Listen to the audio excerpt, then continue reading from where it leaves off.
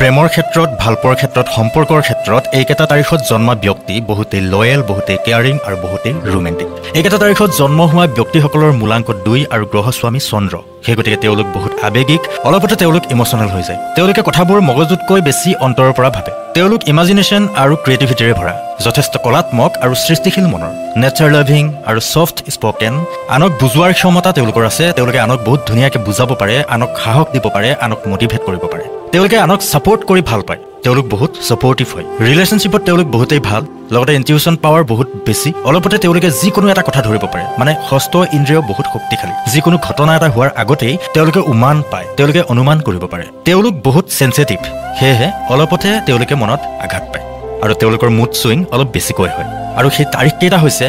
2 তাৰিখ 11 তাৰিখ 20 তাৰিখ 29 তাৰিখ আপোনাৰ জন্মৰ তাৰিখ ইয়াত আছে নে নাই কমেণ্ট কৰি জনাবলৈ নাপাহৰিব